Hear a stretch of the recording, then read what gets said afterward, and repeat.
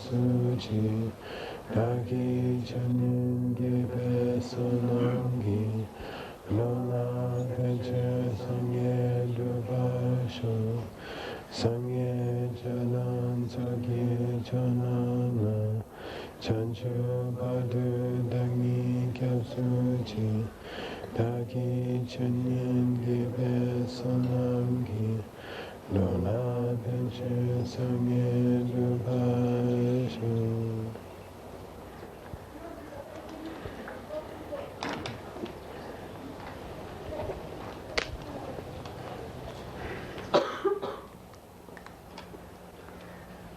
하나지 군다한테 되게 가로 다 되면서 군다한테 다 군다 이어와줘서 군다한테 다 가서 뒤 도대 공대는 뭐 시 군다고 군다 현다다 대주 민자시 되는 거 해봐라. 뭐 좀 그렇지. 이게 그 최다 대단한 다른 쇼게디 결시야.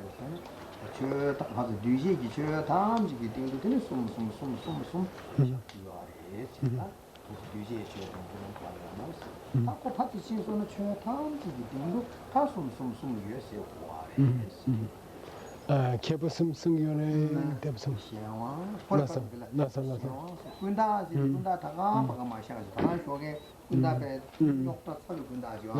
또 코치 다 그게 동거 용도 지도자 최 다음 주기 등도 제 다른 쪽에 깨져 숨부터 최 다음 주기 등 시에 유에서.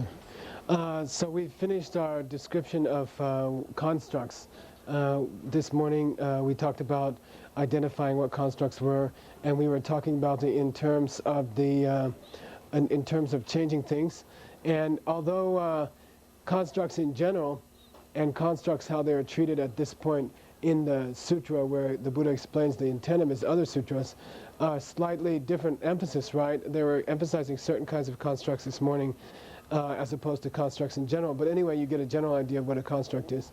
And we define constructs with regard to changing things. And then we can also define constructs with regard to unchanging things. This morning we were mostly doing it with changing things. But you've seen how all phenomena, whether it's changing things or other things, can be defined in terms of the three groups, or the three attributes, right? Meaning kundak, shenwang, and nyongdu. What do you call it? Constructs, changing things, and emptiness itself. So you've seen how you can explain how those three groups apply or can be derived from any single one of those groups, right? And that's what we went through this morning. So we've been through that, and we're just about finished with constructs, with the idea of a construct. Excuse me, but you can also apply that reasoning to all other objects. So you can define, in a sense, all objects that way. All three of the groups can be described by using the groups. All three of the attributes can be described by all existing phenomena, can be described in the way we did this morning for constructs with the three groups.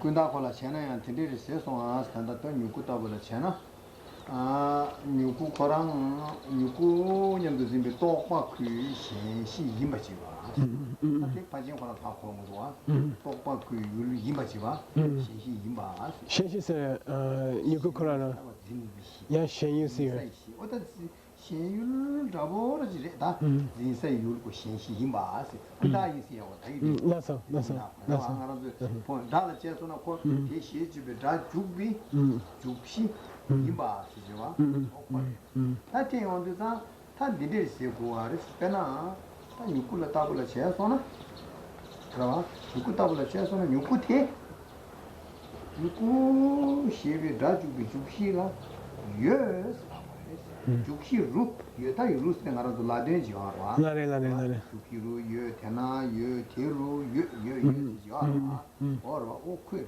죽시루 예 다 죽시루 예 받고 랑기 들루징네 예 봐 죽시 임바데 죽시 임바 죽시르 임바 나네 죽시 임바 죽시르 두바데 죽시 임바 체 하고 죽시 루 아유선 죽시 루 아유선 죽시 아인시에다 죽시 아인선은 인지 누구랑 누구랑 누구시다 죽시 인 하는 누구랑 누구시다 죽시를 아유선다 Yes.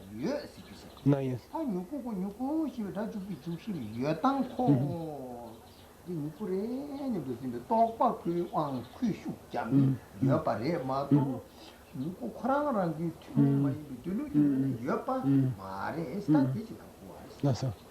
Now we're getting on to a finer distinction, okay? Which is the fact that a stick, or this stick in particular, is the object which is named stick, okay? The fact. So that we have to distinguish between its being, we have to distinguish between the object of the word stick and the fact that it is the object of the word stick, okay? So distinguish between the object of the word stick and this being the object of the word stick. In Tibetan there's a special grammar case called Deni grammar case, which means in English we don't use it. We say we elected so-and-so president. In Tibetan you have to say we elected so-and-so as president, and that's called the Deni. It's a ladun, it's a kind of a postposition in Tibetan grammar. So in this case the implication of that particular postposition or grammar particle is that there's a distinction between the stick as the object that's called stick, and the fact that the stick is called the stick, okay? And those are distinctions. So now don't forget that we're talking about the fact that the stick is the object called the stick, okay? As opposed to the sticks being the object of the name, okay? The fact, the stick, not talking about the object of the name stick, we're talking about the fact that the stick is the thing called the stick. That fact in itself, that condition in itself, okay, the fact that the stick is called stick is itself not something that comes from its own side through any unique way of being, okay, which is a way of saying it's not something which is it doesn't exist by definition. It is something which is created by our concept. That's a kind of kunta, isn't it? Okay, the fact that the thing, that this is the thing which is named stick, is itself not something which is exists by definition, but rather it's something which is in its own way a kunta. Okay.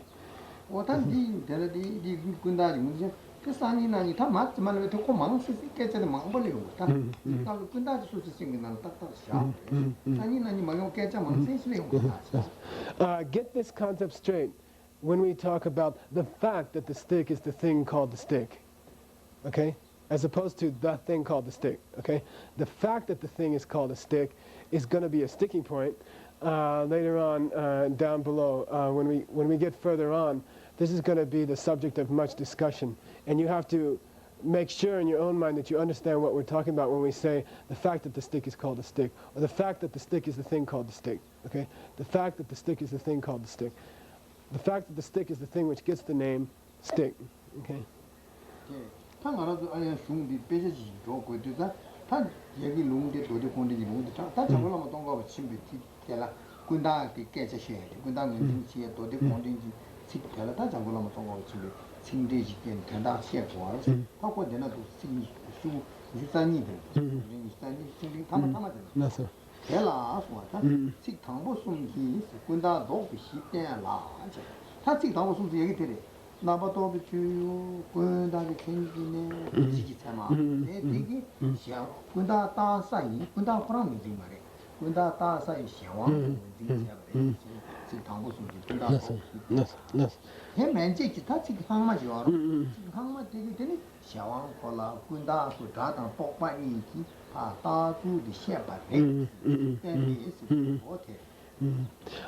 So now Jetsun Karpa, we've gone through a long explanation of what the sutra wherein the Buddha explains the meaning of his sutras, or the intention of his sutras. We've been dealing with this quotation. The whole conversation since this morning was dealing with those three. Remember they talked about three features? They started to talk about three features of that arena in which the mind which makes constructs acts, which is changing things. Okay, so remember that the sutra was talking about that. Now Jetsun Kappa, on the last line of page 22, is going to start analyzing that sutra quotation for us. He's going to start tearing apart the wording of that sutra quotation for us. We finished talking about the meaning of it. Now we're going to see Jetsun Kappa's take on it in his own words. He's finished up to the end of the last line of page 22. In the middle there, he has completed the sutra quotation, and now from the end of line 22, he's going to begin to start tearing it down. And the first thing he says is, the first three terms, he says, are referring to the object which the conceptualizing or construction state of mind makes its construction. So talking about the first three terms there are talking about the arena in which, or the basis on which the constructing state of mind makes its constructs with regard to changing things. And those three terms are, if you remember, it is the arena in which constructing state of mind acts. It is that thing which is has the characteristics of being labeled, both in words and in thoughts. And then thirdly, it has the quality of coming from its causes and conditions, right? Those were the three terms. So he says, first of all, those three terms refer to what the constructing or constructions are directed towards, which is changing things. Then he draws a line and he says, now from there on, from that point on in the sutra, Lord Buddha is explaining how it is that the mind applies labels, whether they are verbal or mental, onto these things. So first we talk about how changing things are the object of the imagining or the labeling process, construction process. And then after that he's going to talk about how it actually works, how the process of labeling both mentally and verbally actually functions.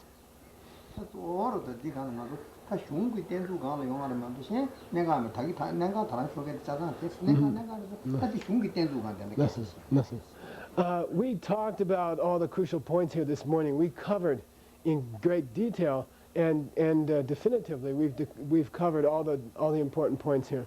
I just want to tie it together for you and relate everything to the actual wording of the sutra. So the ideas we've already covered. Now I just want to make sure, and Geshe Kappa wants to make sure that you get the wording of the sutra all worked out to fit what we talked about this morning.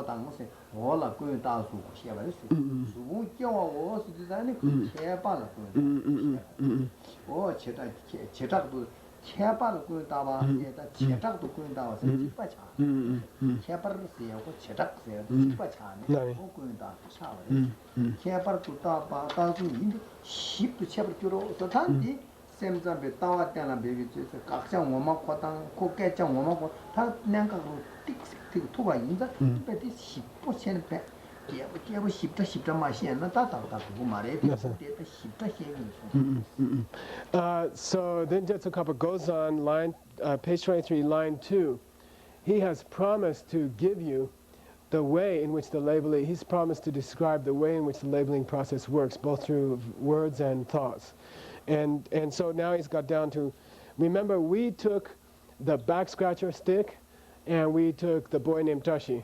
But Buddha is going to take form, or what we call physical matter. So in this case, now the word sukh is being used in the sense of the skanda, or the part of a person called sukh, meaning physical matter, okay, physical matter. So the Buddha is taking physical matter, and then he is examining it to see how we draw constructs from both the main object and from the characteristics of the object, remember? So from the object as a whole, or from the object, the main nature of the object, and then how do we draw constructs, or how do we create constructs based on the characteristics of the whole. And then in Tibetan we use two different words here. Chetat, which is a tricky word, okay, which here means the particulars of the object, and then he's going to discuss the kepars, which means the features of the object. So he's using particulars and features as almost synonymous here. So he's using, Jetsun Kappa is saying, we're going to discuss the particulars, meaning the features, how those act as a basis for the constructing state of mind. Okay. And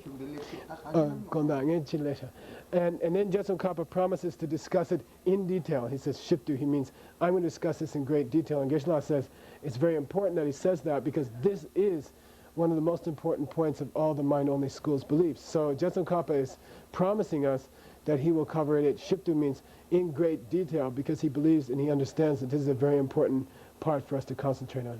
That's me.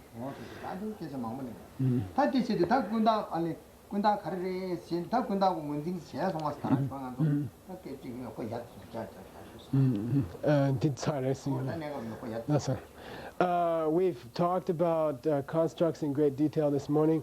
Case is closed. Okay, Justin Cobb is later going to go into this detail, but right now, case is closed. You can shut that. In Tibetan, they say you can push it up now, meaning case is closed right now. Okay, nothing.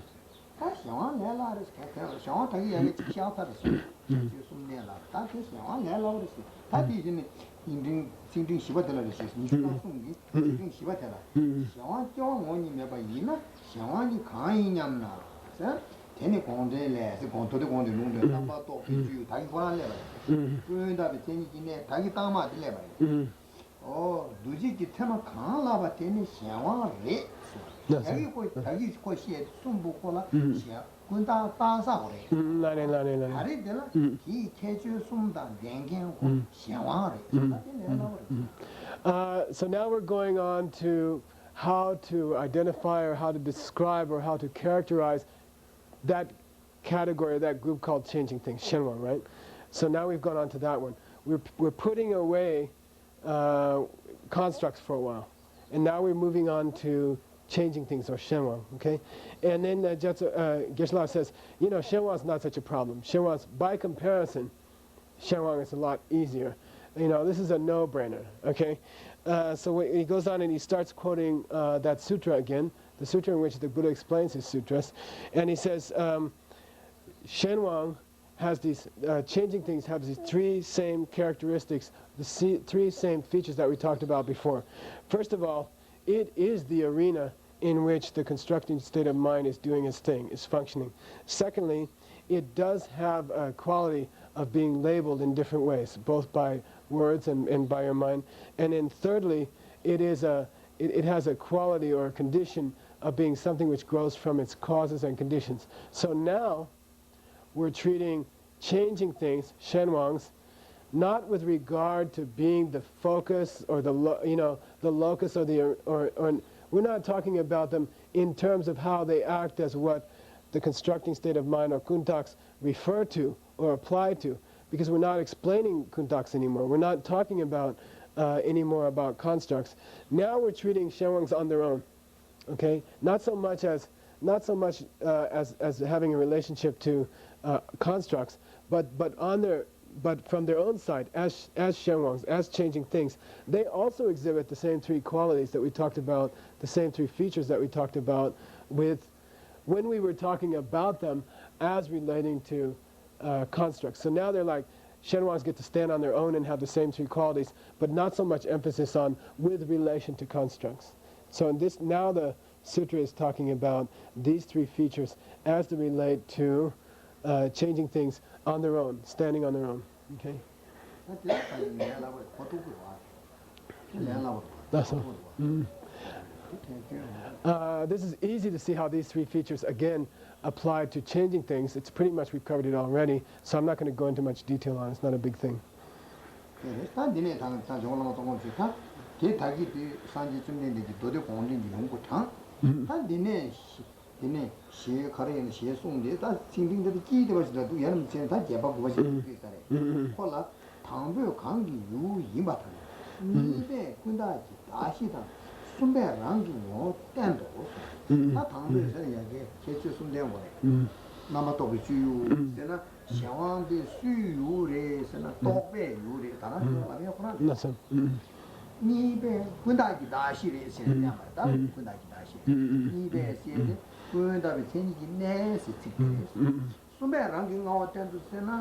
두지기 테마 지도 시원 코랑랑기 뭐고 가르레 스디자 아니 두지기 테마레스 온다 이 지금 대형과는 대나티네 때마다 다른 좀 하는 게 계시야. Yes. Now he's Jetsun Kappa quotes the sutra, right? He quotes the sutra goes into those three features with regard to changing things, and now the sutra runs out on on line 8, right in the middle of line 8, page 23.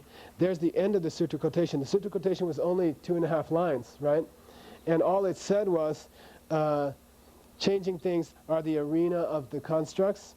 Changing things are have the characteristic of being the something like the thing labeled, and changing things have a quality of being produced or having to do with production of things. So then Tsongkhapa says, look, that's all the sutra says about them. It's easy, and now I'll give you a short description of what those three features refer to when they're talking about changing things, and that short description starts on line 8, in the middle where it says Tongbu, okay? And what it means is, the first one, meaning the first of the three features with regard to changing things alone and not so much emphasizing the relationship to constructs. The first one refers to the fact that is demonstrating, says Tsongkhapa, whose object they are, who it is that's focusing upon them. Who is that? The constructing state of mind, right? And then secondly, the second term is describing how they are the thing which receives the label of the constructing state of mind. And the third one is simply indicating their basic nature. What is their basic nature? They are products of their causes and results, causes and conditions.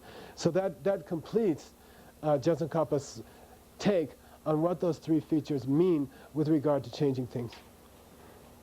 Nothing.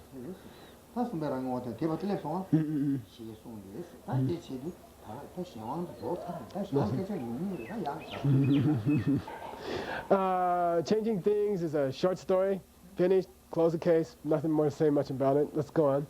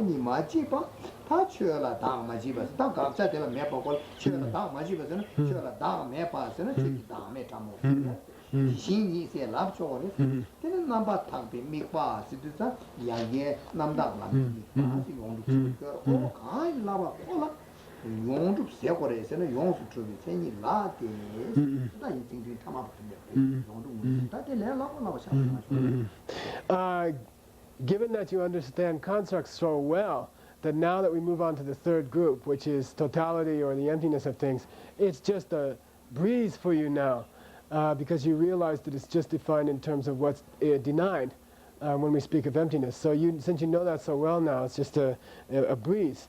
Line 6 up from the bottom, page 23, they start quoting the sutra on how those three features refer to things which are emptiness itself, right? Emptiness itself. So here we go. Number the trick here is the expression deini, meaning the thusness or that very, and that very is like is a word for emptiness. So that veryness, that very thing, which involves again the same three characteristics, okay, which is tied up into those things which are the object of constructs, those things which display the characteristics of labeling, those things which have to do with the process of production. But the deini means the very nature of those things, right? So now that he's added ness to all those three features, right? That is the ultimate nature of that is totality or emptiness with regard to things which are labeled or things which are the objects of constructs, okay?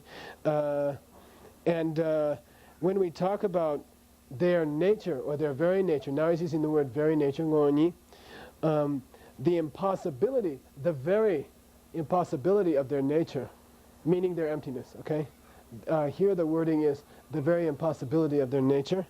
The very fact or the impossibility of their self-nature, he says, that is that very nature, now we're on the second line from the bottom, page 23, is the object on which total purity rests. And now you know from the other day that total purity refers to the path of total purity, meaning a code word for the direct perception of emptiness. So that thing which you can describe in all those ways, says the sutra, that's the thing which is the attribute called totality, meaning emptiness. Okay, so that's the sutra's presentation of how we describe totality or emptiness, the third group or the third attribute in the mind-only school. Listen again.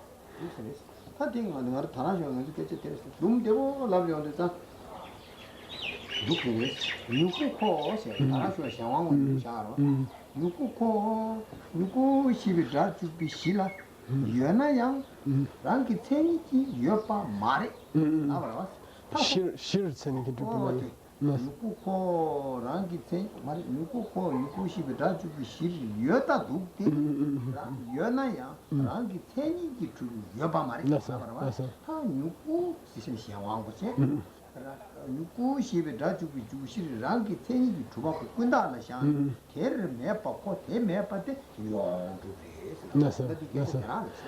Now we have a little more subtle. Now remember from this morning, take those three things, right?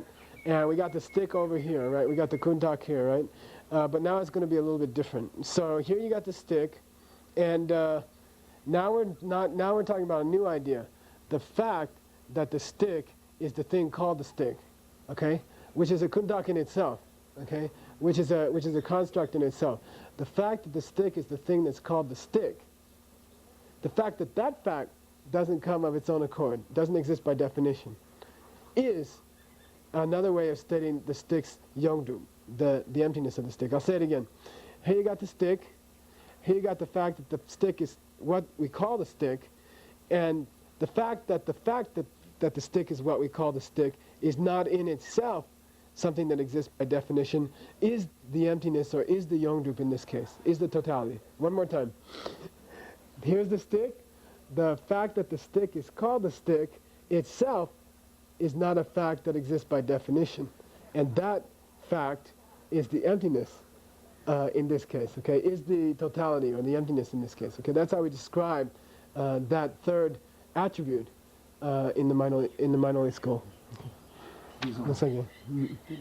타 누구를 제주자 누구코 누구시비 자주비 주기 랑기 체인기 주박하나 최기 답스 각자 탐모 답 타 누구코 대를 마주봐서는 누구코 대 많이 받고 다가란기 최기 다고 많이 봐서 최기 다음에 예수도 용납스라 gengi kansa chamaseri dame chamasi, you know. kansa dame chamasi. This did one. Listen. Okay. Ooh, this is tough. Take the fact that the stick is what we call the stick, okay? If that existed, take that fact as something which, as if it did exist by definition, okay? If that fact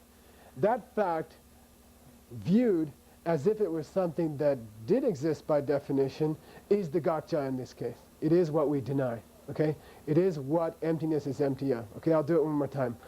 The fact that the stick is what is called the stick, if that fact existed by definition, you know, viewed from the point of view as if it did exist by definition, that's an impossible thing, right? But if it did exist by definition, if there were such a thing, that's what we are denying. We were denying that possibility. And when we successfully deny that gotcha, a fact that the pen is what we call the pen that existed by definition, which is impossible, right?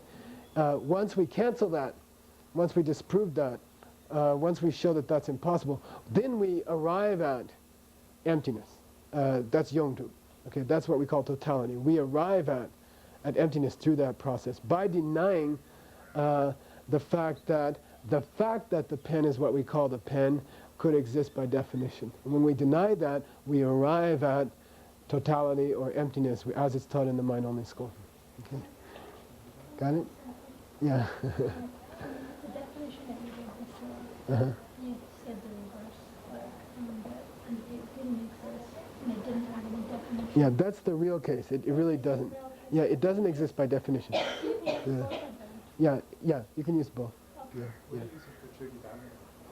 That is what we call the lack of a self to objects, okay? And in the mind-only school, Chilton's right, I left out that last piece there. In the mind-only school, this is the lack of a self to objects, which is the ultimate, the highest form of emptiness to them, okay? This is the highest form of emptiness, the lack of self-existence to objects. And remember that in this case, objects refers to the parts of a person as opposed to the person, which in this school is a higher, or is the ultimate form of emptiness, okay? The emptiness of objects. What is that? It's the fact that the pen is what we call the pen, is the thing that's called the pen, doesn't exist by definition, okay? Okay. Or if you want to state it even better, the fact that the pen is what we call the pen, which could exist by definition, doesn't exist, is Yongdu. Okay. And if there were such a fact, that would be the ultimate self-nature, self-existent thing. Okay. And the canceling of that is emptiness, ultimate emptiness. Okay.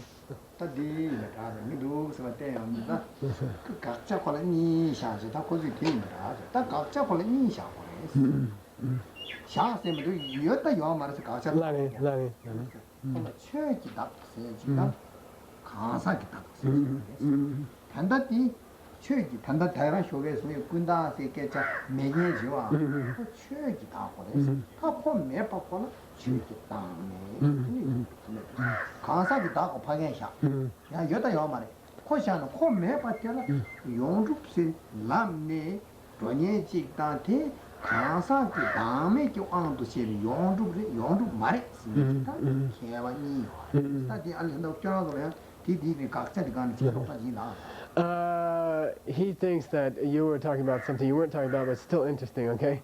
So he says, probably he's thinking in his mind, why are we just talking about the lack of self-nature to things? And we haven't mentioned the lack of self-nature of the person, because lack of self-nature is always divided into two kinds. The lack of self-nature to Winston and the lack of self-nature of Winston's parts, which is called the lack of self-nature of things or the lack of self-nature of objects. So when you think about the construct, if you take this morning's class and you think about the construct that we said didn't exist, right? The construct, the idea that the construct existed by definition, that was the construct that didn't exist. And or if you take the example we just gave of something, the fact that the pen is what we call the pen, the fact that fact doesn't have any nature of existing by definition, that if there were a fact like that that could exist by definition, that would be the lack of, that would be a self nature of things, and the lack of that, or the general absence of that, is the no self nature of things. So really, that's one kind of gakcha, right? That's one kind of thing that we deny. What? The fact that we deny that the fact that the pen is what you call the pen exists by definition. And a fact that the pen is called the pen that did exist by definition, which is impossible, right? That would be one kind of gakcha. That would be one kind of thing that emptiness is empty of. And once you cancel that kind of self-nature, you arrive at what we call the self-nature of things.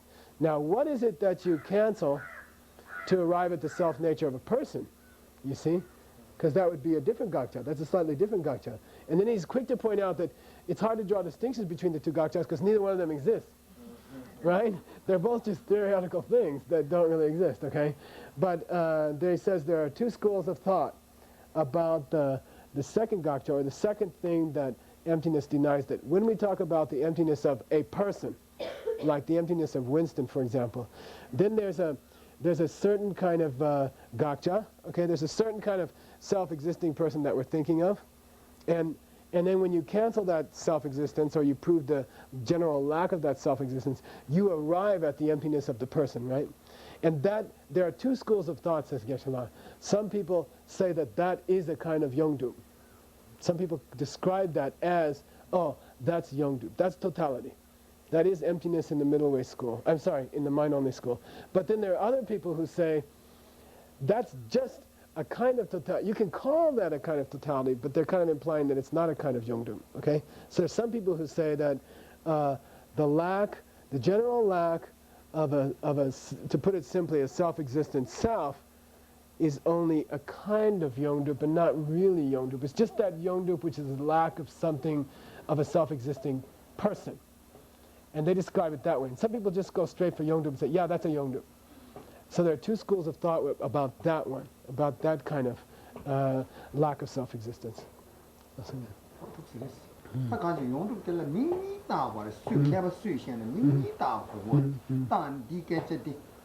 Kansa kita ko me pa ko la yongdu si yongdu ngoma yina yina mai kansa kita me jo am si yongdu si sani na ni met se tene ni sham ji den tene ko lo tang ba la ke ji na ga ko lo pa ba la ke ji ko lo tang ba la ke ji ti sa kansa kita ko sha ko me pa te la kansa kita me ji wang du si yongdu si ke ji si 그 용도 콜라 칸다 고 용도 이나 인스니제요 케바가 가시 제 강사도 남이 기원 주 용도 말을 스니지 이나를 많이 깨쟁이시오 그 케바가 가 Either way, there are different schools of thought.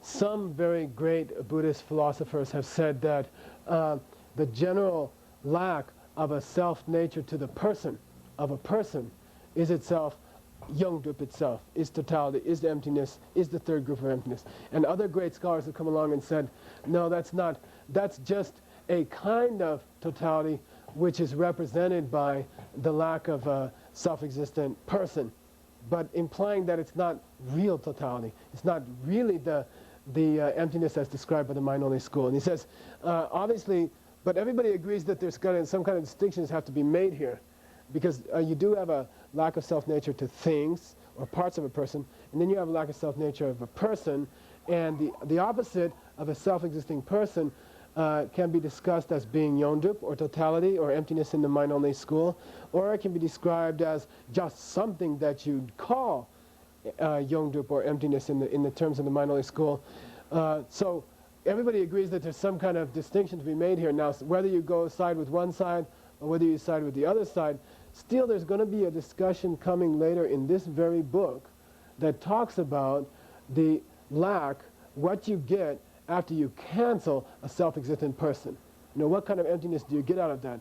And interestingly enough, that's going to come in our discussion later of the first turning of the wheel. Remember, we've been bogged down here, we've been tied up here in the second turning of the wheel. Everything we've said for a while has been with regard to the second turning of the wheel. Later on, we're going to start talking about the first turning of the wheel, and this same question is going to come back to haunt us later. So we'll treat it then. Okay.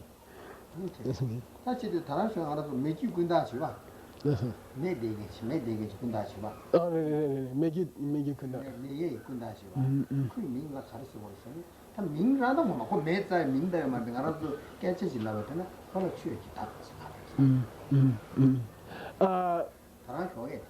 This morning we were discussing a kind of construct that didn't exist, weren't we?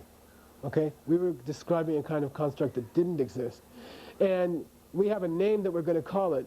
And then Geshe says, he pauses and he says, you know, it's kind of hard to name things that don't exist meaningfully. You know, meaningfully, how do you name a thing that doesn't exist? But, you know, in terms of talking about it, in terms of having to discuss it, we will call it the self-nature of objects, or the self-nature of the parts of a person, okay? A quote, I think in English you have to say, a quote, self-nature. It's like the purple elephant, right? I mean, you have to say, I think in English you have to say, a so-called self-nature of objects, okay? Of objects, meaning when we say objects here, it's a code word for parts of a person as opposed to the person. That's true in my as well. That chidan Chödan kasa nisir chewe chö seadi samsambe lu layang dinde yewa chegirves. Same thing. Same. draws, huh? That's all. Take a legal draws. That's all. That's all. We'll get there. What do there is? I want to take on the catches you want to see here.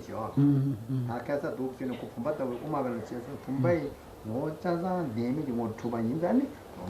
I'm not together. Young, you want to see here color. From the you want to see a quotation, you also took citizens. You pass she's a yin, Ganga, Lola quitting the Paranchaza, to Kiyoza, for Messai, she's a town in the map by she's a yonzo la, Truba yin. Yesterday, Lawson Chunsen asked me about, to help translate it into English. Well, how do we translate Yongdu, Yongdu, that third group or that third attribute? How do we do? Going to talk about it, and then I opened the door to Madhyamika. We went in there, and I explained it in terms of the minute a thing exists, drup, then everything about it, young, is empty. Okay, like all the parts of it, everything about it, the thing itself. As soon as it exists, everything about it is empty. Drup, young drup. Okay, but then he says, there's another way you can describe it, and that's if you take the word drup as referring to all existing objects. So if you draw a big line around every existing object in the world, which is called drup, right? Drup also means to exist. Okay, so if you draw a huge line around every existing object in the world, then atop each object, laying upon each object in their totality, young, is emptiness. Okay, so the whole totality of every object in the world, each member of that totality has its own emptiness, and in that sense, total existence. You see, upon every existing drup object, in totality, yang has emptiness. Okay, emptiness applies to every single object there totally, in totality. Okay, so that's another way of describing yang drup as a word and not in the meaning, right? I mean, it helps. I mean, that has some meaning, but the main point is if you're trying to struggle in English with the words young and drup, this is helpful. Okay.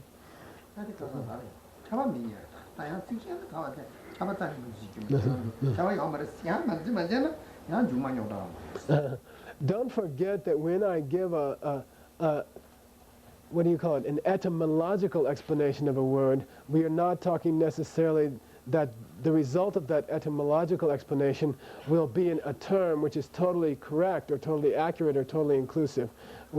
If you do that with etymological explanations, you might get into trouble later with some of them. So they are descriptive and not comprehensive. Okay.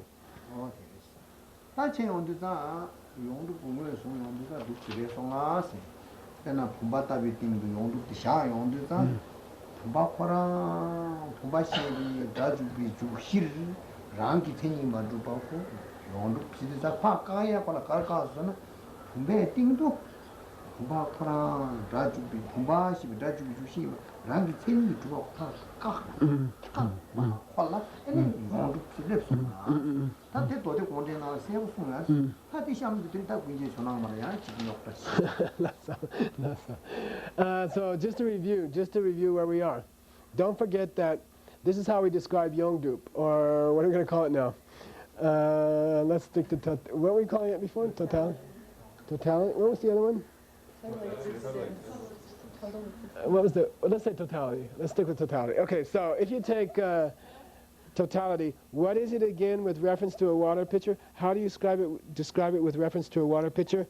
We are discussing the fact that the water pitcher is the object or the thing which is named water pitcher. Okay, the fact that the water pitcher is the thing that's named water pitcher. The fact that fact itself doesn't exist by definition is the Yongdup of the water pitcher. Okay, it is the emptiness of the water pitcher. That's what we call the totality of the water pitcher. Okay, and so canceling any fact that the pitcher is what we call the water pitcher that could have existed by definition is how we arrive at the emptiness or the Yongdup or the totality of the water pitcher. You guys got all that right. You guys got all that straight. Now, somebody's going to come along and cause a problem with that. Somebody's going to come along and have a misconception about it. The omniscient Jonama. He's back again. He's back again, and he's got a problem with that. Okay, he's got a problem with that way of explaining it. Okay, he's got a problem with Jetsokapa saying that that's how the sutra is explaining it. Okay, that's all. What there is, time didn't much in the Kanyamna, when you get Konashi, when you move home to the Konashi and change, when you see when you put down when you were sitting. Can you come and number of us in to share? You die with you to also Madu Chinsi. Do the don't do them, nearly to the division that didn't matter. You should have shit. You should have shit. Ali looks the idea. She didn't know about do the don't do them by near to the button. One Tama. How many you don't do the Galawa? How can you show them a Kalisung where is enough? You want to put the air shot. Shawan the Gunda there, got to sing. Want to the air shot. Gunda the Shawan's there or what? Can you show them you want to see this? You want to come at Mato? Sony there, Shani, Shawan down, Gunda, ni Kiton, Baku, Tony, soon. Can you show them to take care? Nothing. Jetson Kappa is addressing a contradiction that Jonama's beliefs incur, right? So Jonama has expressed the belief that Yongdrup, or emptiness in the idea of the mind-only school, is the absence of the other two. Okay, so anything which is devoid of constructs, or anything which is devoid of being a changing thing, that's what Yongdrup is. Okay, Yongdrup is not the absence of a self-existent thing. Yongdrup is the absence of the other two groups. Okay, and that's how he defines Yongdrup. That's how he defines emptiness. Okay, and that's how he says the mind-only school defines emptiness. And then Jetson Kappa comes up to him and says, I don't quite remember. Did you say that this sutra in which the Buddha explained what he really meant in his sutras, did you say that was something we're supposed to take figurative or literally? And then Jonama says, well, I said it was literal, right? Because he's almost like a mind-only himself, right? He says, you have to take it literally, okay? And then Jetson Kappa says, well, then you contradict the text directly, because the text doesn't say that at all. The text describes Yongdrup, or emptiness, exactly in the way I just described it. Nowhere in the text does it describe it. It describes it as the lack of a self-existent construct applying to changing things. Okay? It doesn't describe it as a lack of those two categories being Yongdrup. Okay? Got it? The text says, what the sutra is really saying is that a self-existent construct doesn't apply to changing things. Whereas you're taking it, voidness or emptiness, to be the simple lack in things, or simply something that is a voidness or a general lack of the other two groups. And you describe emptiness that way. You contradict the sutra, which you say has to be taken literally, yourself, directly. Okay?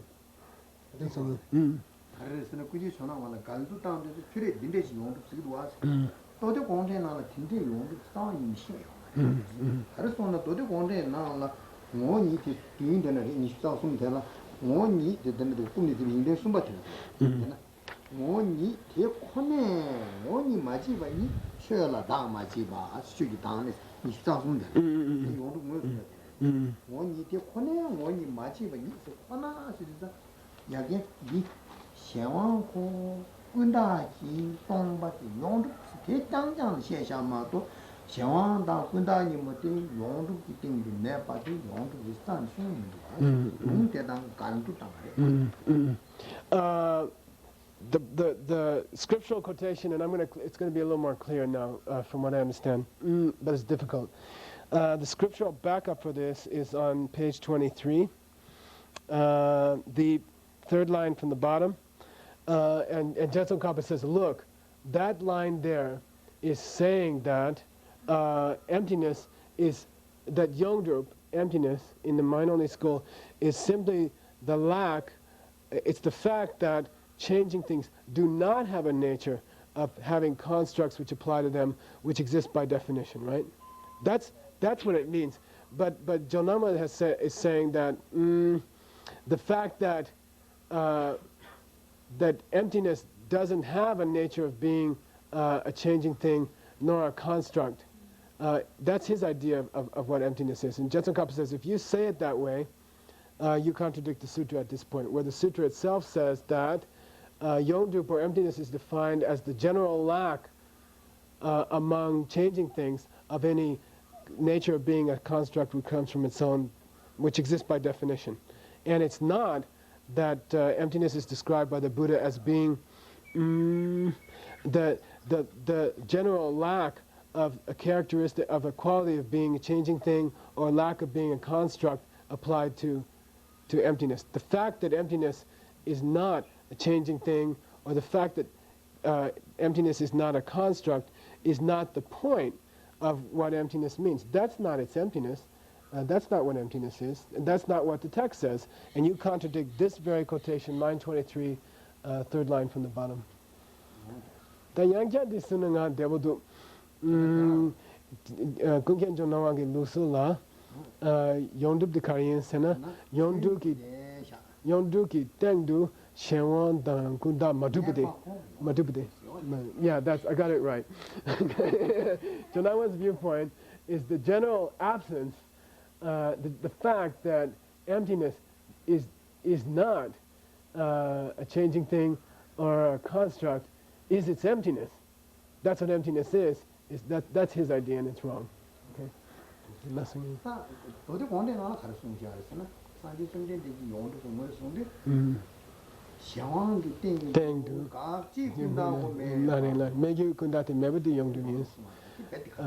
And Geshe repeats that what the sutra is really saying is that changing things, the fact that changing things don't possess any nature of having constructs, the constructs that don't exist, right?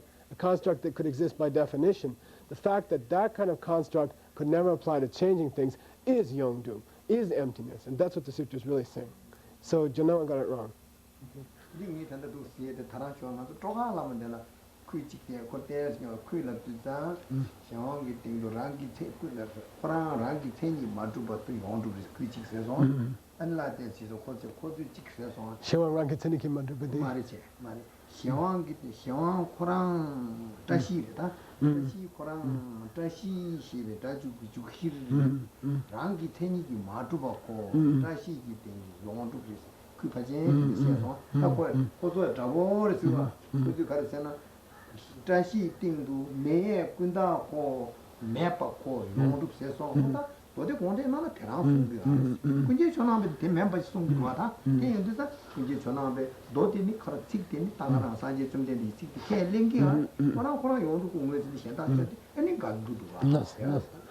He says, you described it correctly this morning, you described it correctly this morning, you got into it this morning, you got into it this morning.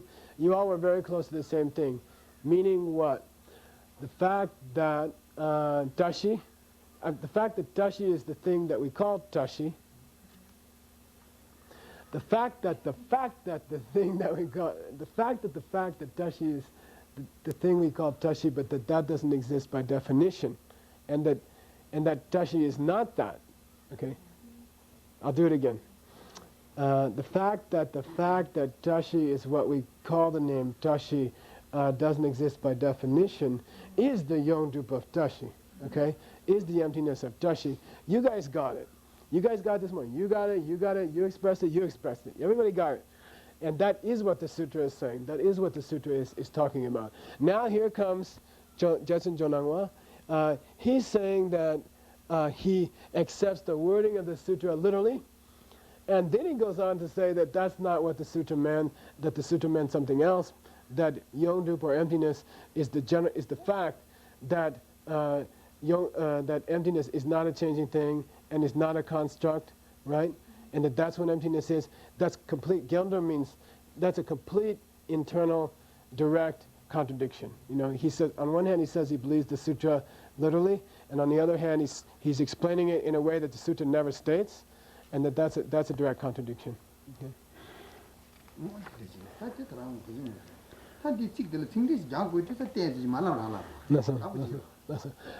We better go over the wording a little bit. I mean, like, it's almost like we don't have any choice but to go over the wording a bit, do we? Okay.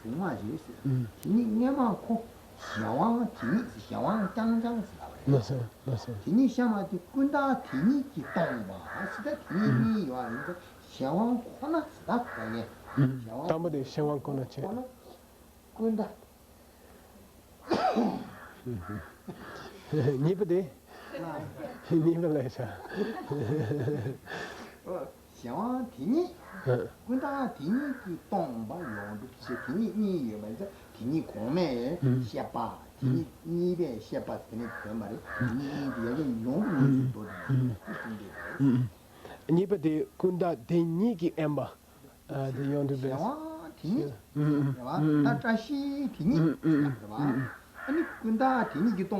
Nasa. Made you kunda deniki tomba.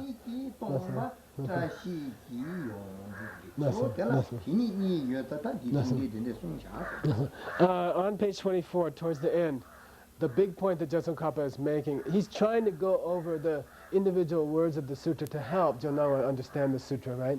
And he says, you know, the sutra says itself twice. Denyi means itself, or its very self, or its thusness, or something like that. In itself, or itself, is the word Deni. And Jetsun Kappa is trying to help Jonawa understand it more clearly. And he says, now listen, the Buddha said itself twice. When he said, and by the way, in Tibetan, itself is also like almost exclusive, meaning only itself, okay? There are those two flavors of the word Deni in Tibetan. So he says, don't forget that the sutra said itself twice. The first time the sutra says itself, they're talking about dependent things, or things which are caused. And then the second time it's talking about itself, they're talking about constructs with specific regard to the constructs which don't have any existence. Okay, so and the whole thing comes out then in English, right? Changing things themselves, meaning restrict yourself to this group. Changing things themselves the fact that they do not possess constructs that don't exist themselves is the yongdu, is the emptiness of those changing things. Okay, I'll say it one more time. The way the sutra uses the word themselves, Jetsun Kappa is trying to explain it to Jonawa. Changing things themselves, meaning as a group, do not possess any nature of having applied to them constructs, the kinds that don't exist themselves, and the general lack of those kinds of constructs themselves on changing things themselves is what the emptiness of those changing things is, the yongdruk, the totality of those changing things is. So Jetsun Kappa says, you, Jonama, have to understand what those two denis mean. First one referring to shenwangs, second one referring to the kuntaks that don't exist. Okay.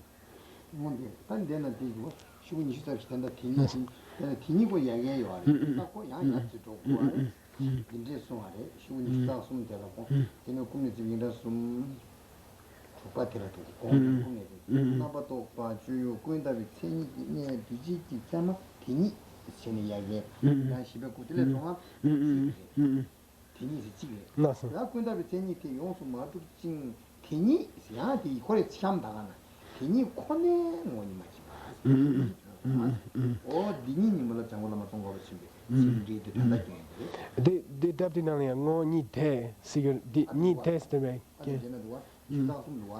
that somebody did somebody chema teni che ani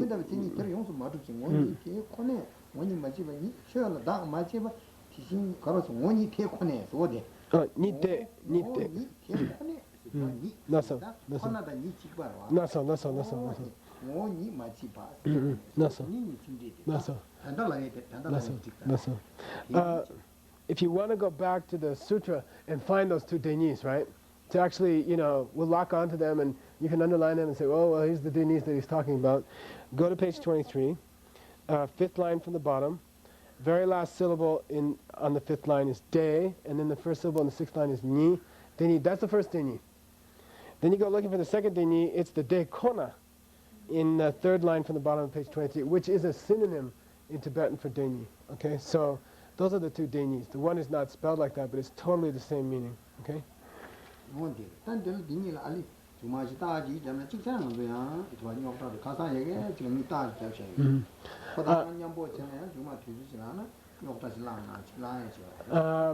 make a little mark on those denis, okay?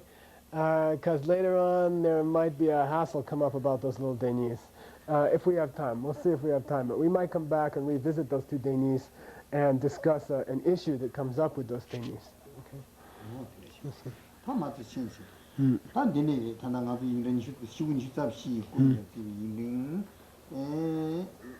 테레샤 동루 장사 인간 숨바들 단디 제주다 된다 자시 미주 군다디 동바스라 하 동바시에 콜라야 삼로 동나 니요 제가 디 동루디 셰도 동루 동나 셰도 타페나 동루 절에 니요레스 내가 말도 강바디나 강바디 똥바리 시시당 지 똥바 찍당 탁바 차트시 그 룰기 똥바리 똥바시 개체 이시 주어라스 다 될라 지당 전에 리바리 지당 나라다 혼이 잡고 그냥 지당 알아지 타니에 당아 점블링 지당 니 조당 강바 똥바리 시에보다 탁바 차트디 룰기 똥바리 시에보다 삼놓고 로가 누구야 말이 지기지기 하네 말이지. I got a question for you guys. The next section is called how things are empty, or what does it mean to be empty? Okay, what does it mean to be empty of something? And he says, now think about normal everyday world, normal everyday speech, and people go around and they would describe this room, for example, as being empty. Nobody's in the room. You open the door, you look in, you say the room is empty. That's one way of thinking about the expression empty. Okay, but then you have a little bit different flavor, don't you? If you say, look at a rope that someone has mistaken for a snake, right? Like it's dusk and it's a little bit dark and somebody's mistaken this rope for a snake. And then suddenly they realize it's not a snake at all, it's just a rope. They are perceiving that this rope is devoid of any nature of being a real snake, right? It is empty of having any nature of being a real snake. It is devoid. So in Tibetan the word is the same. The room is empty, and then that piece of rope is empty of having any nature of being a real snake, okay, or devoid of being a snake. So you have voidness, right, or emptiness. When you think about it, what do you guys think? Generally speaking, if you really think about it carefully, emptiness, they are both the same sort of idea, right? It's the absence of something. Okay, so generally speaking, it's about the same thing when you say the room is empty, and when you say the piece of rope is empty of being a real snake or something, devoid of any nature of being a real snake. So very generally they both mean some kind of absence or lack of something. But in your opinions, now asking you a question, everybody, in your opinions, in everyday speech, in the everyday meaning of the word emptiness, are those two the same? Are they exactly the same, or do they have a slightly different flavor or connotation? Kid, that's yours. That kambatombares tapadi dugi tombares the picture. That's a chaos. When somebody says the room is empty, what do they think about when they say the room is empty? Something physical. Something physical. The kambatombares the me and a doctor and a kupya and a digi tombares.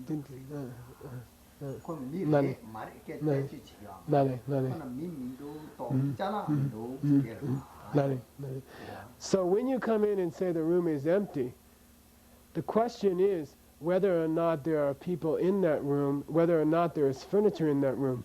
It's not a question of whether the guy is a guy or the furniture is the furniture, right?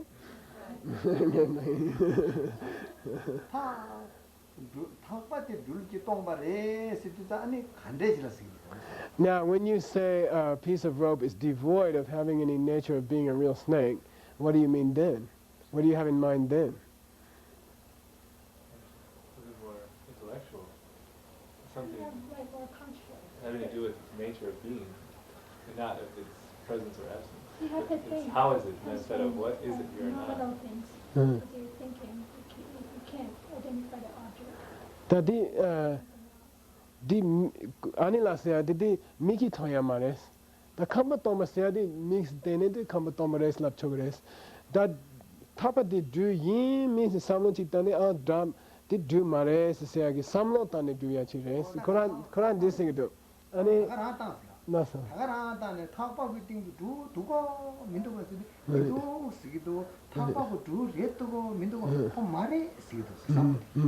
Yeah, he agrees with you, and he likes the way you said it. And he says, yeah, the case with the piece of rope is that you're looking at the piece of rope and trying to decide in your mind, is it a snake?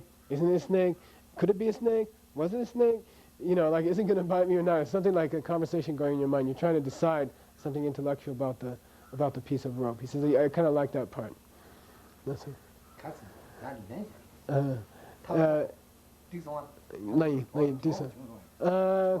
What was your question? I forgot. Question or statement? Or statement. Well, just that it's an intellectual.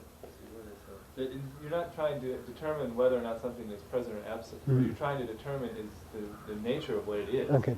The nipa de yin mingi kechere, tambo de yin meg kechere. Do you agree? What are you thinking about? Is that? Yeah. Is that? Same thing, but he's saying it in different ways. Ngata laya de chipa chikyare. See, Quran laptang da ngarangi laptang dagman du mato ngarangi samja daganayis. Are you all in agreement that that's the main point? Well, I think there's another point. There might be something in the room, there might not be something in the room. But the rope never was a snake and never could be a snake. Like that's a mistaken perception. Dire perkenani laviachi yore lo purwa se yoro lo purdu da tambo de lo purwa so chires da ngema kukya yona ani kukya de chintare ngema miji de yore de shu so ya midi madavache dita lo purwa so chire da chikshu de bet rangshin re ngema ne demane sermane korangi rangshin de duki embody res chesa de chiti lo purwa res chiti rangshingi so namdakte tene sacha naya takora ka tera phaji dikta dik ina ta ngar dumpling chi dang mi do dan che so na geshe shen an da phaji thana kusi. Philosophically, you're correct. But remember, I phrased this question in terms of what a guys is saying in the normal everyday world, you know, and they don't come in and say, well, you know, there's a word in Tibetan which is adventitious. You see, I mean, some kind of philosophical word. You know, is the absence of presence of a chair is something what we call adventitious, meaning in philosophy, meaning, you know, it was like that and then it changed into something else. But this is what we call, you know, ontologically, you know, it wasn't a, it never was a snake and couldn't have been a snake and never will be a snake. And he says, oh, yeah, we don't have to use that kind of language here. We're just the guys. We're just walking in the room. And I kind of like the way they said it. And he said, don't forget that I phrased my question in the way that normal people would think of the difference between those two things. And really it is a question, you know, you can say it in Tibetan, the way I said it to him was once, one is a question of yin me, one is a question of yin min. See, in Tibetan the word is, or to be, has two flavors. One is the presence or absence. One is the identity. Is it or is it not that thing? You see what I mean? And he likes Chilton's way of expressing it.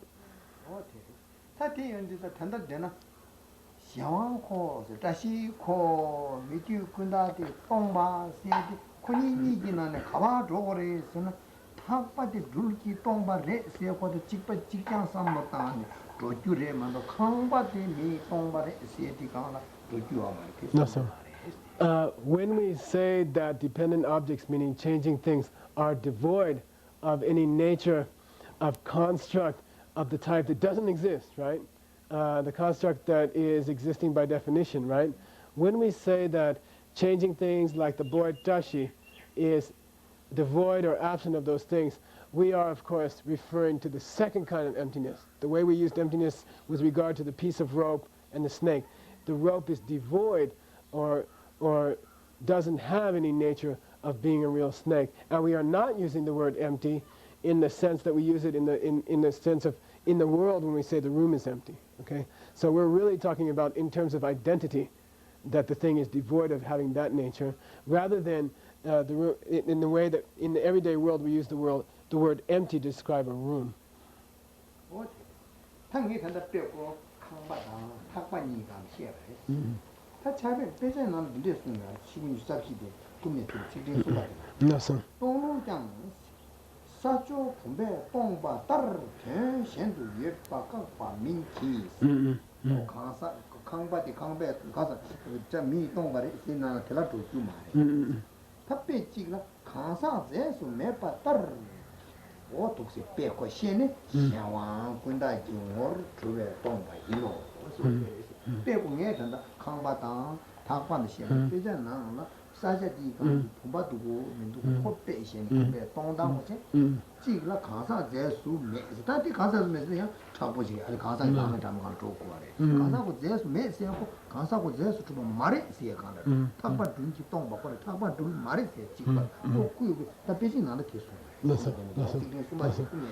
No, sir.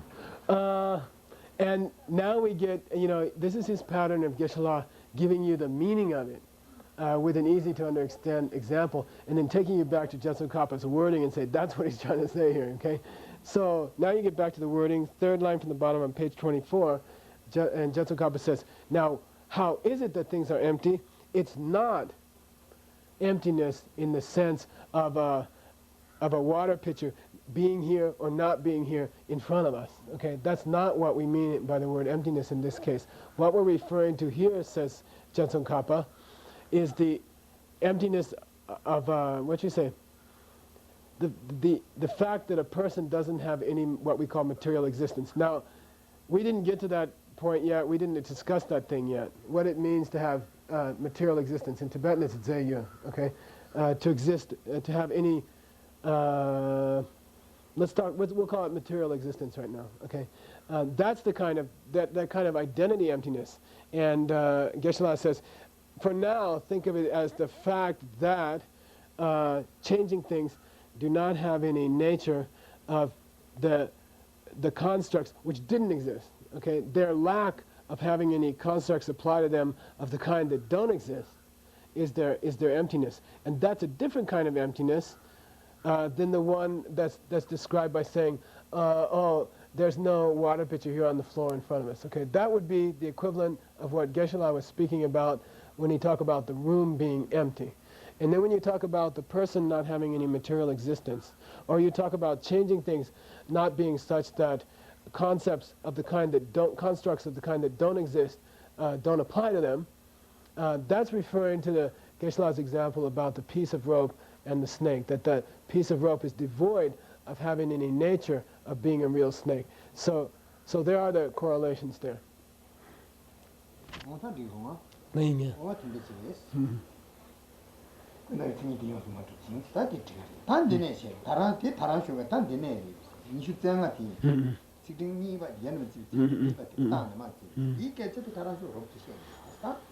강기 똥비 군다니 너디 군다 뭐 숨비 다 똥똥세 똥에 호 군다 때 디마지 남가는 소버도 될게 저기 시에나 편 아기 군다니요 홍예버 시에고 시에디 강기 똥비 군다니 너디 군다 뭐 숨에 까 니까르도 숨 다까 니리 알기 야신에 찌지 거라 시에지 뭐당 제바도 따바 짬에서 군다고는 뭐라 군다 군다 제바도 군다 니가 홈만도 군다 시에 마송 말레스 근데 주제 가리에서는 주제의 시에기 이제 되게 많이 자니지 뭐다 뒤에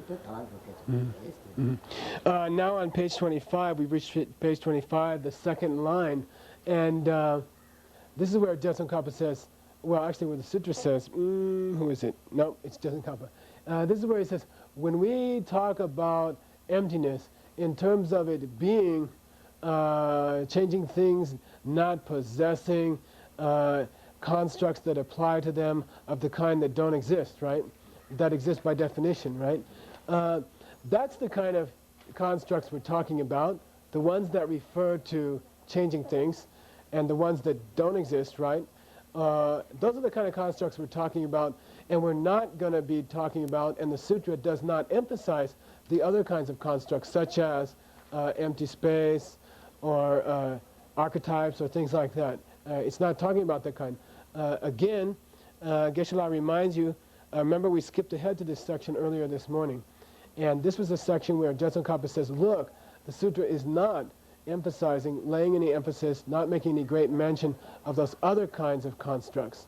It is emphasizing or talking about the kind of constructs with regard to changing things that don't exist or do exist, but it's talking about constructs with regard to changing things, because it's through those, examining those constructs, that you can come easily to an understanding of emptiness, because emptiness means the fact that changing things are devoid of certain kinds of those constructs. Okay. Nothing. 다 군당 원숭 깝니 셔 깝니 버디 가와레 누가 누가 징징 숨마데나 너디 군당 원숭 왜 깝니 까르 숨마 깝니 버디 가와레 좀다 찌야치 야게 친디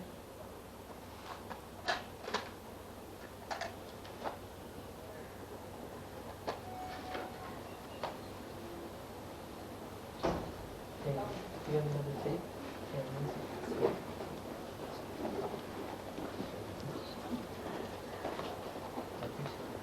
네. 주셔요.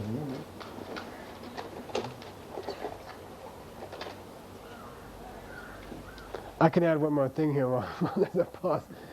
He said, when he said that these are the kind of constructs that we're talking about, it's the constructs involving the very nature of things and the constructs involving the features of things. And he mentioned that also. By the way, please have your tapes ready, okay? Like ready to pull out. Okay, all right. 어디? 아 찍. 뭐니 가서 군당 원숭 깝니 시하고 찍 대트니야 진짜. 걔는 쉬고 구바잖아. 쉬고 구바리야. That's it. 걔니 걔나도 있나 좀 꿈이야 지금 시바텔라. 건전해. 뭐님의 비수시다 인연 나서 뭐님의 바타고 찍곤 찐. 뭐님의 바 당보시야 빨리. 공대래 저도 최는 뒤에 뭐님의 바니 간시나 그 다음에 되니 간 임바오. 원들이 스타치. Jetsun Kappa, on page 25, on line 3, mentions at the 2 points in the text. At the 2 points in the text. It's called Kap Nikar. Okay, and then Geshe, being the thorough person he is, says, I want to find these 2 points in the text. Well, one of them is back on page 9, the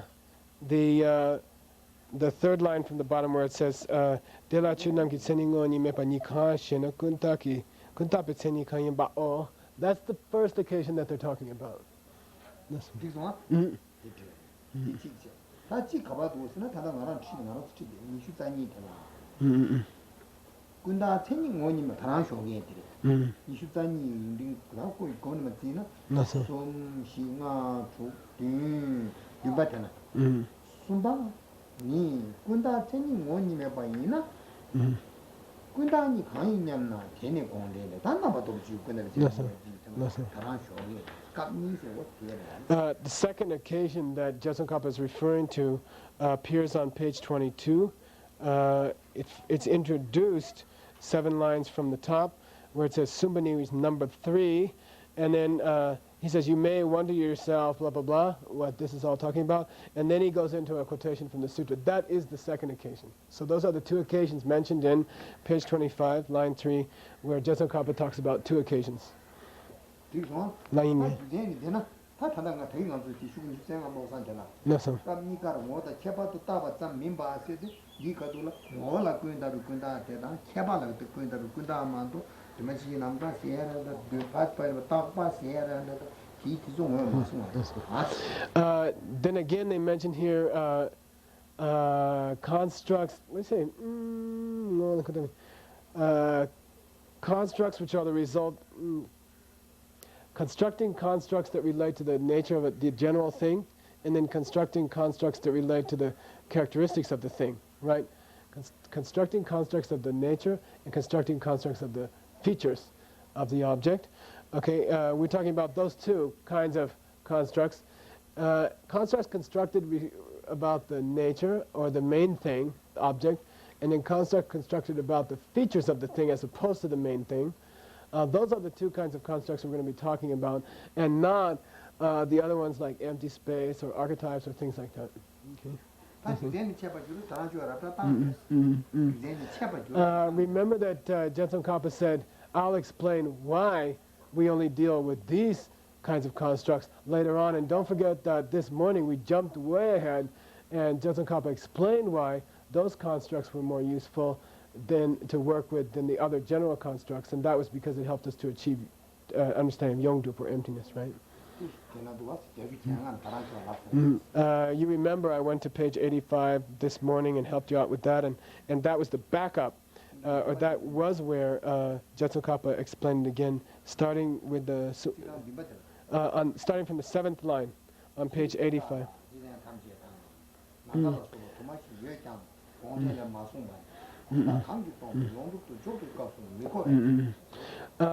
And in that quotation again it says, why is it that generally speaking, it's true that there are a lot of different constructs in the world, says Jetsun Kappa, including archetypes and including empty space itself, etc. But why does the sutra not refer to these these more general kinds of constructs? Well, because it's not a necessary accoutrement in understanding, right? In understanding what it is that makes emptiness empty. You see, what it is that emptiness is empty of, which is those constructs which exist by definition. You see what I mean? Or those constructs that relate to those particular changing objects.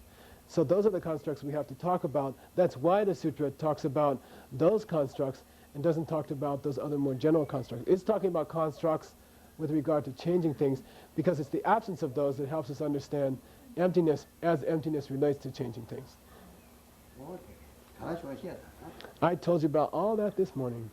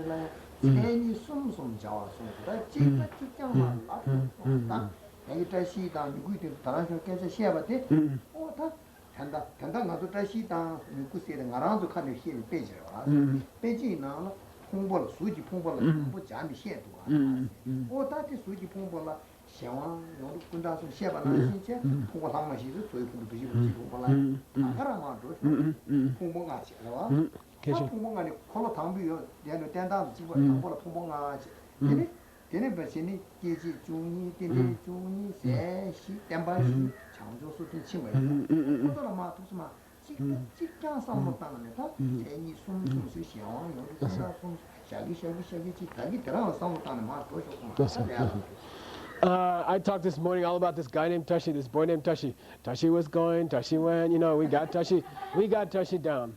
We got Tashi down. So now that you got Tashi down, you understand how those three attributes of the mind-only school apply to the first example he gave. We were giving Tashi as an example.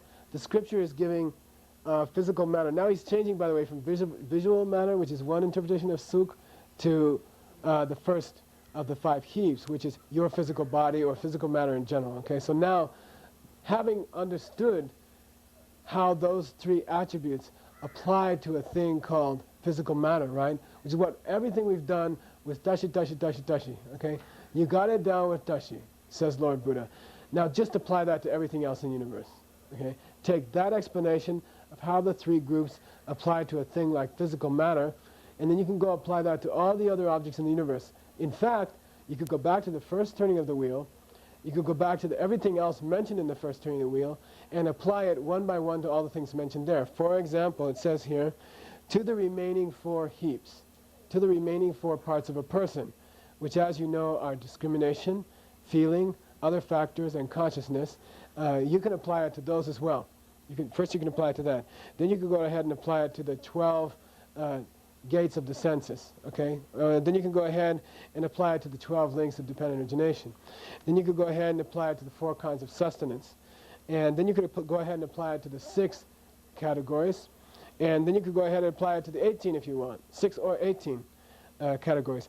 Doesn't matter. Take each one of them one by one, and you can take those 3 attributes that we talked about, which are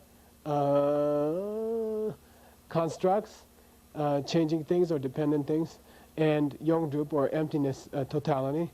And you can apply each of the 3 has an application with every single object mentioned in that list I just gave you, okay? Which is the content, which is the subject matter of the first turning of the wheel.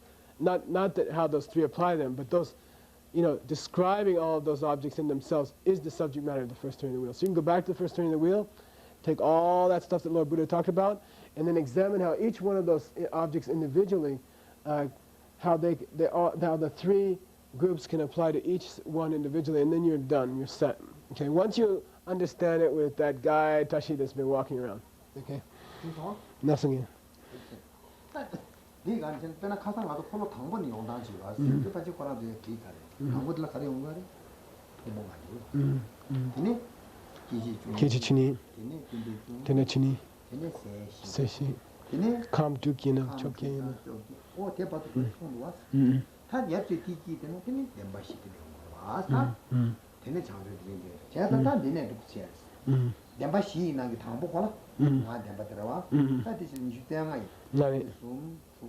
줌바이 꿈네 들이는 줌바이. 독대는 라니 멤버십이 나게 당보. 독대는 라니 다싱아싱라. 다 다싱아싱에서 이 다시고 되게 제주 숨된 샤가 이마이. 군다기다. 뭔가 신라.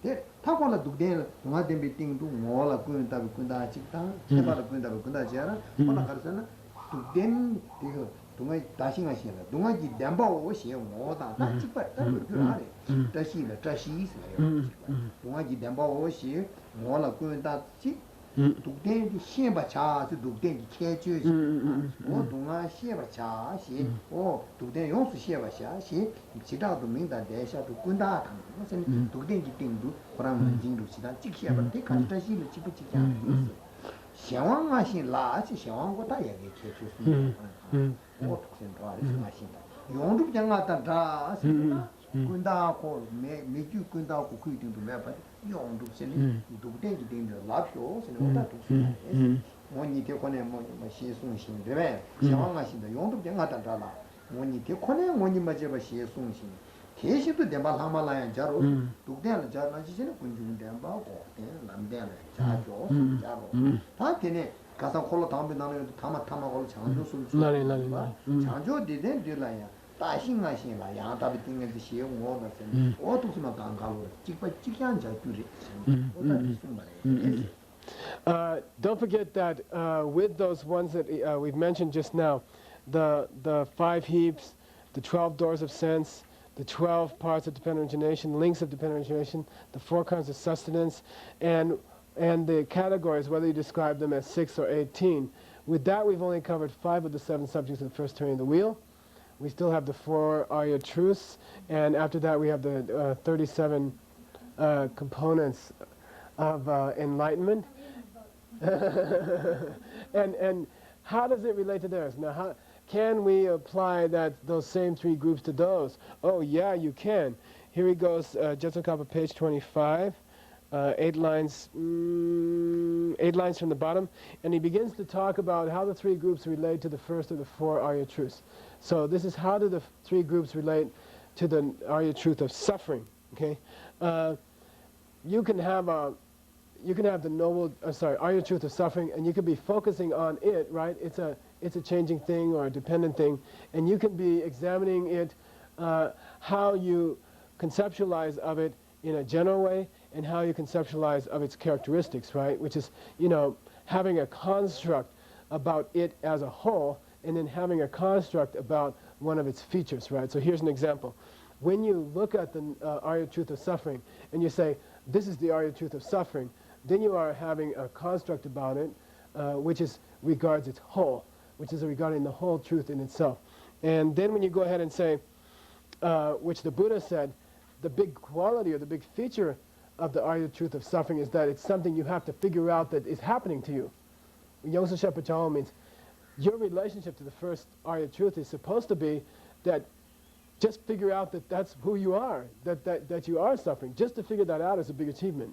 So the Buddha said, what should your relationship be to the first of the Arya truths? Just to realize you're having it, okay? When you look at the first Arya truth and you think about it, this is something I'm supposed to realize is happening to me, then you are having a construct about a feature of the first Arya truth. So there's a case where you have a construct about the first Arya truth in general, and you're also having a construct about a feature of the first Arya truth, which is the feature that you better figure out that it's happening to you. Okay, so that's an example of a construct through words and thoughts, which is regarding the first of the Arya truths. Then he says you can go on and describe that with all the other Arya truths. You can go on and describe them one by one about the other Arya truths. Let me see, I left out one thing. Yeah, and not only is it true of how concepts apply to the first Arya truth, but you can also apply, think about how the quality of those three features. Kipa sumseani the lare the ale ngola kunda charche kebla kunda charche ani yondub da kashu shewanda yondu yan de dunya papidem shigi ten dubres dilubege nasa yage tashi shewang kola tashi sha sona 다 코난 신시 뉴크리 샤왕 나서 수봉비 샤왕 쇼 수봉 코나 샤 대신도 전에 동아 대비 시땡기 샤왕고 쇼 동아 대마 코나 샤 나서 다 된대리 나서 So with that, we've described how constructs apply to the first Arya truth, both towards the first Arya truth as a whole and towards the first Arya truth as we focus on one of its characteristics, which in this case was you better figure out it's happening to you. Okay? But how does the second grouping, meaning shenwang, meaning the fact that things are, the cause things, how does cause things relate to the first Arya truth? Very simple. They are cause things. And that is the shenwang of the first Arya truth, you see? The very fact that the first Arya truth is a changing thing is how the first Arya truth possesses a quality of being shenwang. Okay, so the first attribute applies because you can say of the first Arya truth, this is the first Arya truth. The second attribute applies because the first Arya truth is a changing thing. And the third attribute applies because the quality, the construct about it that doesn't exist with regard to it is its yongdum, is the emptiness of the first Arya truth. So you've got how constructs relate to the first Arya truth. You've finished how the fact that it's a changing thing relates to the first Arya truth, and you've got how emptiness relates to the first Arya truth. Again, all three attributes or all three groups, how they apply to the first Arya truth. Once you get it with the first Arya truth, you get it with the rest of the Arya truths, and then you can go on to explain the 37 qualities of enlightenment in the same way, and you've covered the subject matter of the first turning of the wheel.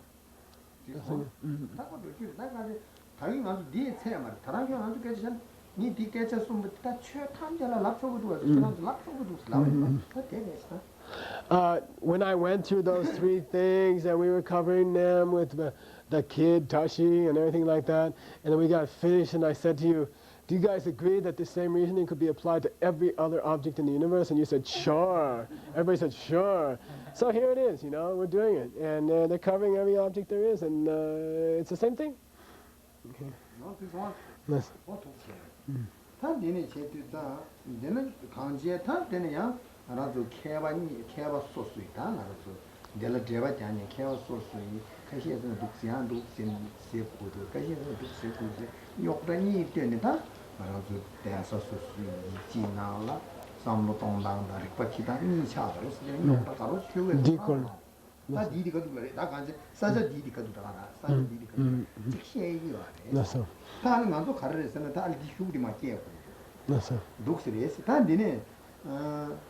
텐데를 수군이 슈사두들 나상게 나상게 뭐니 두대시 송소스 대단히 다 지딩이 같아라 대단히 말 가본기 뒤 값이 셰비 수군에 남기 야라게 받기래 라야 생이 숨숨기 조루 제네 텔라공네 뱀뱀 뭐니 매바 숨숨도 셰바 다기 고시에 전화면다 보지 때문에 야 슈이버리 서로 와 스타디 하트게 저거 두 가르쳐서 너무 잘 먹어. 방부신 그거 다시스리다 디리 대단히 나라 가본기 지회 값수 시디 산제쯤 된다.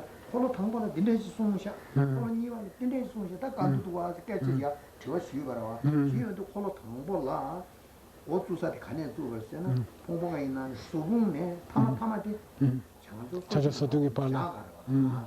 오 티지 쳐가 뭐라 샤와요 군다 신 숨숨샤 다 계속 숨볼라 고네 투삼시네 콜로 파발레 저 다음제 랑기 생이마 직송하고 뒤에 소소소소 띵 숨숨숨숨 여봐라 투삼시네 단지 좀 된데 숨마 임바테 당에 닭간이 중에 대담이 한다 하는 상황이 당이 하고 좀 나서 Geshe went. He had two explanations here. First, he started out by saying, you know, with regard to that last page, page 25, there in that whole area, in that whole section, there have been different ways of explaining it. Okay, different ways of explaining what Jetsun Kappa meant, and there have grown up different, very, very great masters have expressed different opinions about how to interpret these last few pages and this whole section that we've been on. For example, in the different textbooks of the different monasteries, you find slightly different explanations of those two pages. And there'll be a little bit of some issues arising in this area. And then he kind of rested that. And then he went on to say, by the way, let's go on to page 26. This is a wrap-up. Dome means this is a wrap-up, okay? You're getting a wrap-up by Lord Buddha and by Jetsun Kappa here on all the points that have come up to here. Don't forget where we started from. We had the Bodhisattva, Dundam Yanda Pak, has come to the Buddha and said, you know, Buddha, you gave this first turning of the wheel, and then you gave a second turning of the wheel, and in the first turning of the wheel you said certain things, and then in the second turning of the wheel you turned around and said, nothing has any existence by definition. And then I came up to you and I said, you know, Lord Buddha, it kind of seems like you're contradicting yourself possibly, or I don't understand what you had in mind.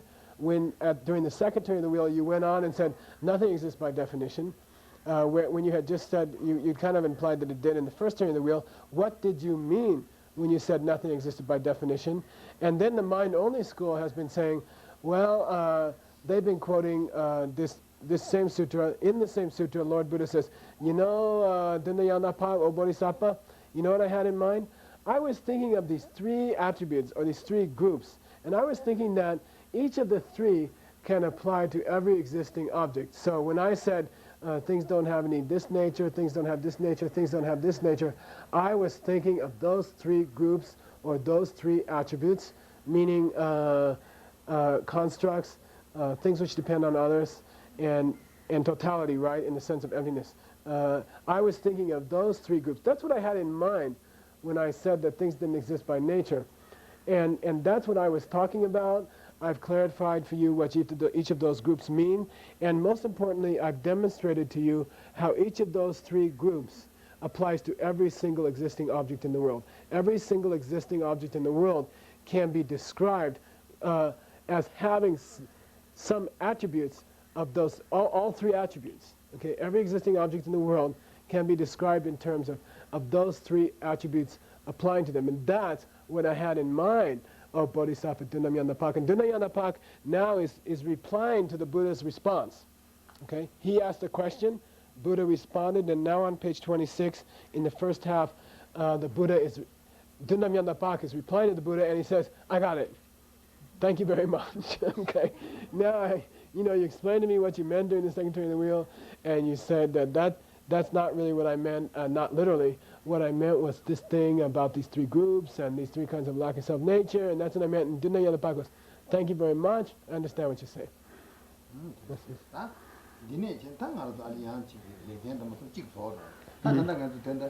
이제 거지라 그러고 되네 랑가도 무슨 양 개와서 수 맞은 직식에서 다티 알산이 시죠. We have finished one major section. We're going on to the fourth major division. You know, I did mention this little issue that came up with the difference between the textbooks of the different monasteries on a certain point in the last few pages. Let's get to that tomorrow. We'll cover that tomorrow, okay? I'm not going to try to do it today. We'll go on to that tomorrow. But now we've reached a whole different section. Don't forget I told you to make some marks on your, you know, write some stars at different places. That's where the problems lie. I'm not going to get into today. You don't have to turn to it right now. We'll cover that tomorrow. We'll get to that tomorrow. Nothing.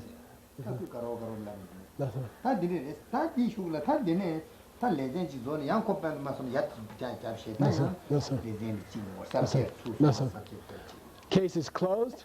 New case is closed. Now we go on to a new section.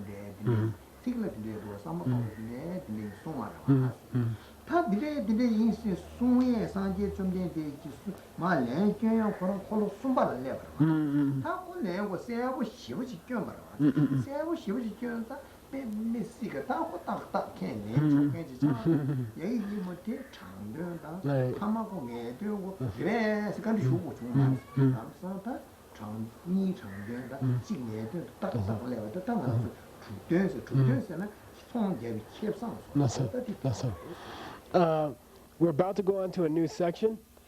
If I tried to go into any detail on it, I would be interrupted by this irritating little voice clock. So all I can do is give you I'll give you a quick rough out of what we're going to hit in this section. Okay, this section is called Thubten. Thubten means it's a difficult word in Tibetan. I've had trouble with it before, but what he describes it very nice. Geshe describes it very well. It's Thubten means almost like a profit resulting from a transaction. So there's been a give and take, there's been an exchange going on, and due to those different transactions, due to all that exchange, some kind of conclusion, some kind of result, some kind of profit is going to be an outcome. You can call it like an outcome of the exchange. What is the exchange? That Bodhisattva Dunayanapak has presented a question to the Buddha. What did you mean when you said this in the second turning of the wheel, and then you turned around and said, I'm sorry, you said this in the first turning of the wheel, and then you turned around and said this in the second turning of the wheel. What were you talking about? And then the Buddha has given an answer, and Dunayanapak has listened to it, and Dunayanapak has said, okay, I got it. And the whole outcome, there's some kind of outcome or conclusion to be reached from the exchange. And that's the subject of this section. What kind of outcome or what kind of conclusion has been produced by this exchange between the Lord Buddha and his disciple? Well, because Lord Buddha has been speaking with language where he kept saying, you know what I really had in mind, or you know what I meant to say, or what I was really thinking of all during that. Because he's using language like that, one immediate outcome is that we understand that the first and second turnings of the wheel are not to be taken literally. Okay, so one automatic outcome is that, because the Buddha's been using this kind of language, you know, what I really had in mind or what I meant to say, you know, what I wanted you to understand, because he's been using that kind of language about the first two turnings of the wheel, then we can say that in the mind-only school, the first two turnings of the wheel are considered to be figurative, spoken figuratively, and not to be taken literally.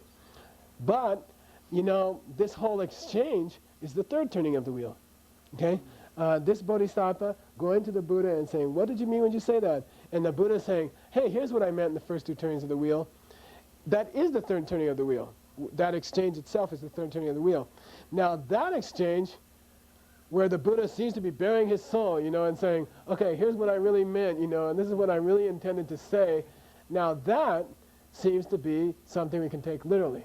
Because now the Buddha seems to be speaking in absolute terms, in totally literal terms. He's saying, what I really had in mind to tell you from my heart, Yandapak, this is what I really had in mind. And then the Buddha speaking in that sort of frank, honest, this is what I really had in mind terms, then we can take the third turning of the wheel, another outcome of the exchange, another profit from all the transactions, is that we can come to realize that the third turning of the wheel, according to this school, is something literal. And that's a rough out of this section for you guys, which I can't fit, I'm not going to smooth it out now because the thing's going to go off, okay?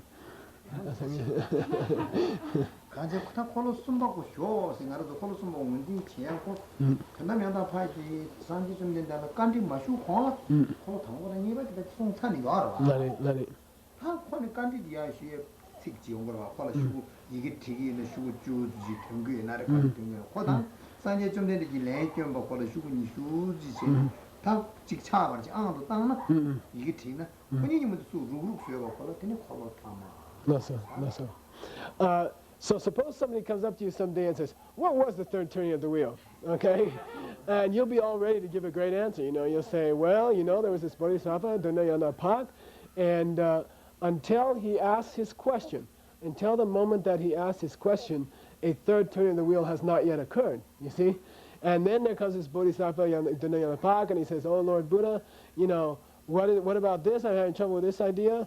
And then the Buddha comes and gives his answers. If they were writing a book at the time, if they had both been writers, then it would have been about 10 pages of questions written by Dunayanapak, and then maybe 20 pages of answers by Lord Buddha.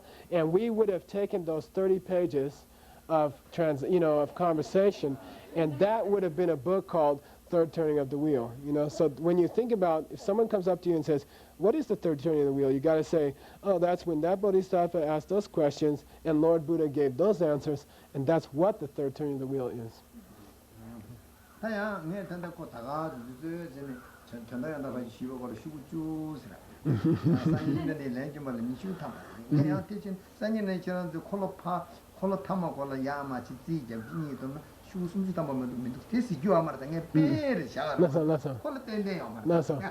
When I said if they had been writers and if they had been writing it down at the time, the Bodhisattva's questions would have taken about 10 pages, and the Buddha's answers maybe 20 pages in answers reply, and then said that the third turning of the wheel is 30 pages. I don't want you to take that literally, okay?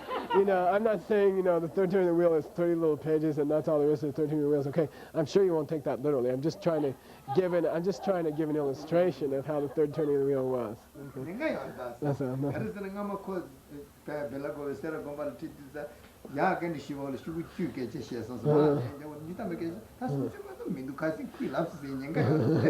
There's a danger that you will be quoting me later. And they'll say, what's the third turning of the wheel? You say, well, Geshe Thubten Rinchen said the first 10 pages are question and 20 pages of answer. It's just 30 pages. That's the whole third turning of the wheel. Yeah, I don't want you quoting me like that. Oh, yeah. That's it. Ready?